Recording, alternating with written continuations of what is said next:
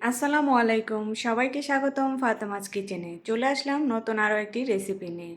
আজকে আমি রান্না করব চিকেন। আর এই চিকেনটাকে আজকে আমি একটু অন্যভাবে রান্না করেছি। আর কিভাবে রান্না করেছি সেই রেসিপিটি আপনাদের সাথে শেয়ার করব, আশা করি ভালো লাগবে।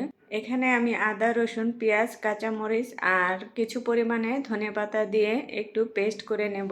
আর এখানে আমি অর্ধেকটা চিকেন নিয়েছি, চিকেনটাকে আমি ধুয়ে পরিষ্কার করে নিয়েছি।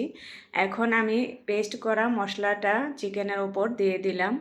আর এখন দিয়ে দিচ্ছি পরিমাণ মতো লবণ আর দিচ্ছি কালো গোলমরিচ গুঁড়া। এখন আমি ভালোভাবে মশলাটা চিকেনের সাথে মেখে নেব।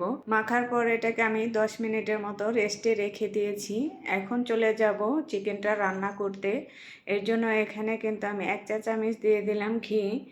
আর এই ঘিটা গলে আসা পর্যন্ত অপেক্ষা করব। আর ঘিটা গলে আসার পর এখানে আমি দিয়ে দিয়েছি কিছু পরিমাণে পেঁয়াজ, একটা ছোট সাইজের টমেটো আর কিছু পরিমাণে ক্যাপসিকাম। আমি এগুলোকে একটু কিউব করে কেটে ভেজে নিচ্ছি। আর এ পর্যায়ে কিন্তু ভাজা হয়ে গেছে। এরকম ভাজা হয়ে আসলে আমি প্যান থেকে নামিয়ে নেব।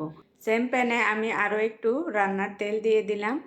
এখন ম্যারিনেট করা চিকেনটাকে আমি এই তেলের মধ্যে ভেজে নেব। আর আমি সব সময় এই চিকেনটা রান্না করার সময় কিন্তু একটু ভেজেই রান্না করি, তাহলে খেতে ভালো লাগে। এদিকে একে একে সবগুলো চিকেন কিন্তু আমি প্যানের মধ্যে দিয়ে দিলাম। আর প্যানে দেওয়ার পর এটাকে আমি হাই হিটে 2 মিনিট ভেজে নেব। আর এই 2 মিনিট ভেজে নিলেই কিন্তু হয়ে যাবে, এর বেশি ভাজার দরকার নেই। উল্টে পাল্টে কিন্তু আমি চিকেনগুলোকে ভেজে নিচ্ছি। আর এই যে চিকেনটা ভাজা হয়ে গেছে। আর এখানে বাকি যে মশলাটা ছিল চিকেন মাখানোর, সেই মশলাটা এখন চিকেনের উপরে দিয়ে দিলাম। চিকেনের উপরে দেওয়ার পর এটাকে আমি ভালোভাবে নেড়েচেড়ে চিকেনের সাথে মিশিয়ে নিচ্ছি। আর ঢাকনা দিয়ে ঢেকে আমি 1 মিনিটের মতো এটাকে কষিয়ে নেব।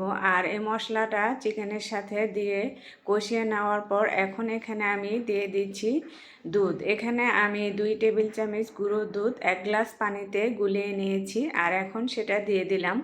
আর দিয়ে দিচ্ছি কয়েকটা কাঁচামরিচ। এখন ঢাকনা দিয়ে ঢেকে আমি চিকেনটা রান্না করে নেব। অনেকটা সময় রান্না করার পর এখন আমি দিয়ে দিচ্ছি 1 টেবিল চামচ টমেটো সস। আর টমেটো সসটা দেওয়ার পর আবারও ঢাকনা দিয়ে কিছু সময় রান্না করে নেব। এখন কিন্তু আমার রান্নাটা অনেকটাই শেষ হয়ে গেছে। এখন এখানে দিয়ে দেব আগে থেকে ভেজে রাখা টমেটো, ক্যাপসিকাম আর পেঁয়াজটা দিয়ে নাড়াচাড়া করে চিকেনের সাথে মিশিয়ে নেব। আর রান্নাটা হয়ে গেছে। নামানোর আগে এখানে আমি একটু চিনি দিয়ে দিলাম আর দিয়ে দিচ্ছি 1 চা চামচ ঘি। অবশ্যই চিনিটা আর ঘিটা ব্যবহার করবেন, তাহলে রান্নার টেস্ট অনেক বেশি ভালো আসবে আর তরকারির কালারটা তো খুব সুন্দর হবে।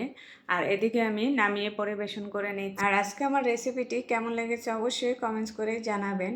আজকে এই পর্যন্তই। সবাই ভালো থাকবেন, সুস্থ থাকবেন। আল্লাহ হাফেজ।